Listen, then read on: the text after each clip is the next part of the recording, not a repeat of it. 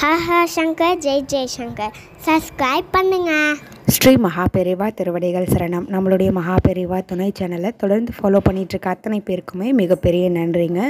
இன்றைக்கு 3ஆம் பிறை வழிபாடு, அதாவது அமாவாசை போய் இன்றைக்கி 3ஆவது நாள். இன்றைக்கி சந்திர தரிசனம் பார்க்குறது ரொம்ப ரொம்ப மிகச்சிறந்த பலனை நமக்கு கொடுக்கும். நம்மளுடைய வாழ்க்கையில் நமக்கு ஒரு தெளிவான முடிவு ஏதோ ஒரு விஷயத்துக்கு கிடைக்கல அப்படின்னு போராடிட்டு இருக்கிறவங்க, மனசு சார்ந்த பிரச்சனையில் இருக்கிறவங்க, கணவன் மனைவி உறவுகளுக்கு இடையே இருக்கக்கூடிய பிரச்சனையில் இருக்கிறவங்க, அதோடு மட்டும் இல்லாமல் தொடர்ந்து பொருளாதார கஷ்டத்தில் அனுபவிச்சுட்டு இருக்கிறவங்க, குழந்தைங்க படிப்பு சரியாக வரலை அப்படின்னு நினைக்கிறவங்க, இந்த மாதிரி எல்லாருமே சந்திர தரிசனம் இன்னைக்கு பண்ணும் பொழுது அந்த பிரச்சனைகள் எல்லாமே அடியோடு நீங்குங்க.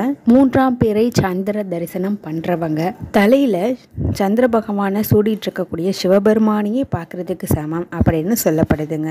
அதனால் கண்டிப்பாக இன்றைக்கி சந்திர தரிசனம் பண்ணுங்க. அப்படி நீங்கள் சந்திர தரிசனம் பண்ணும் பொழுது காய்ச்சாத பசும் பால் இருந்துச்சு அப்படின்னா அதை சந்திர பகவானுக்கு நீங்கள் அர்க்கியம் விடலாங்க. அர்க்கியம் அப்படின்னா உங்களுடைய உள்ளங்கைகளில் கொஞ்சம் ஊற்றிட்டு சந்திர பகவானை காட்டிட்டு அதுக்கப்புறமா தரையில் விடுறது, இது பண்ணலாம்.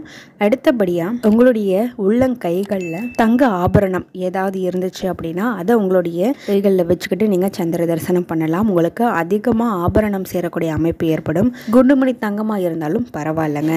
அதுவும் இல்லைன்னா ஏதாவது ஒரு வெள்ளி நாணயம், அப்படி இல்லைன்னா சில்லறை நாணயம், 5 ரூபாய் காயின், 1 ரூபாய் காயின், இந்த மாதிரி ஏதாவது ஒரு காயினை கூட நீங்கள் கையில் வச்சுக்கிட்டு நீங்கள் சந்திர தரிசனம் பண்ணலாம். நீங்கள் சந்திர தரிசனம் பண்ணும் பொழுது ஓம் சந்திர மௌலீஸ்வராய நமக இந்த மந்திரத்தை மனசுக்குள்ளே சொல்லுங்கள். உங்களுக்கு என்னென்ன வேண்டுதல்லாம் இருக்கோ அது எல்லாத்தையுமே பாசிட்டிவாக வேண்டுங்க. நெகட்டிவ் வார்த்தைகளை தவிர்த்துருங்க. இந்த 3 விஷயங்களில் 3மே பண்ண முடிஞ்சாலும் பண்ணுங்க. ஏதாவது ஒரு விஷயம்தான் பண்ண முடியுதுனாலும் பண்ணுங்க.